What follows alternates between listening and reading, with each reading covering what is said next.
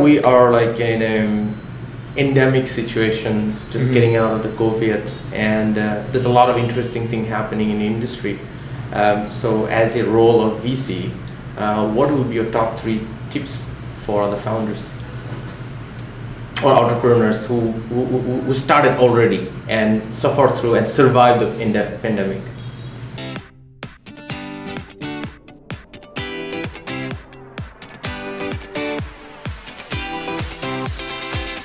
Um, that's a good question. So, I mean, for people who survive, like who've been through the last 2 years of the pandemic, have been through its effects, then I think they understand well that the first lesson is to prepare for the rainy days.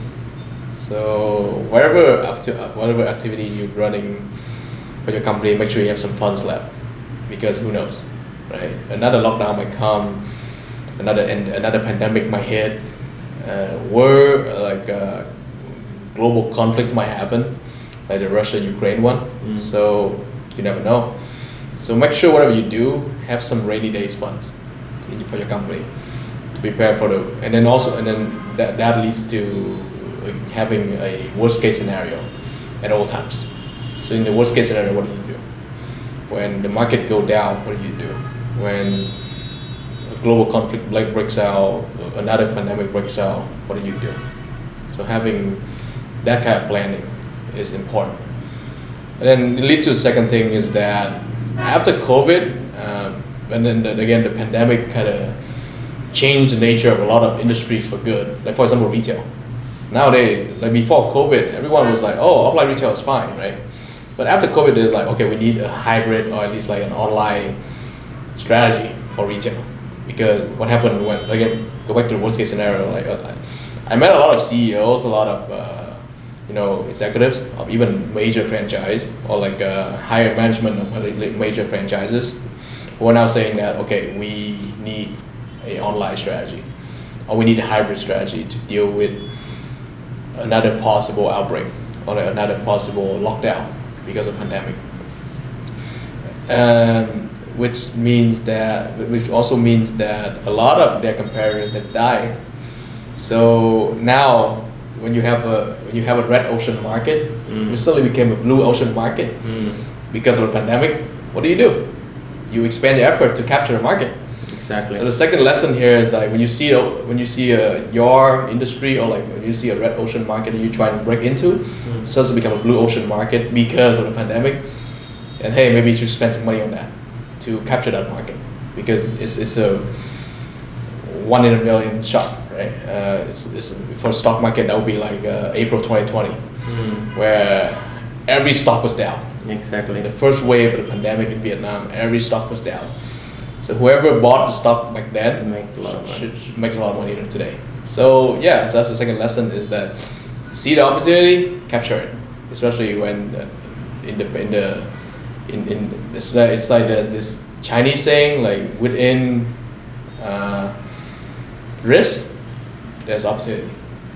I think in Vietnamese that would be like trong nguy có cơ, something like that. So that's the second advice I would have for entrepreneurs. If they have the funds, if they have the capacity, and they see a market that's opening up, go for it. And the final one is throughout the tough times, try to keep on to your people. And again, you are an HR guy, so you probably know this more than me, but good people, good human resources are very hard to come by, especially for a startup. Usually Daily mind reset block. go on. Okay, check on. So you know it more than I do, right? So good people are very hard to hire, very hard to come by, and then for a startup, you spend the first few years of your company lifetime training people, promoting people from like young folks to experienced folks. Then you want to hold on to them. And in the tough times, maybe you have to deal with like salary cut, you have to deal with benefit cuts and all that. But try to hold on to your people, no matter what, because again, those guys, when the hard times are over and the good times are coming, they'll be the one who launch you back into super growth. So that would be my final lesson is like, you can do pay cut, you can do salary cut, but make sure your people understand why you're doing it, and show that you also apply such same cuts, the same hardship measures to yourself, to show that you're a leader and you are with them throughout, and so that would hopefully instill more loyalty, more trust of your people into you as a leader. And then this is something I would say to a lot of founders in my own portfolio is that, hey, when tough time hits, cuts are imminent, but make sure your people understand why you're doing this.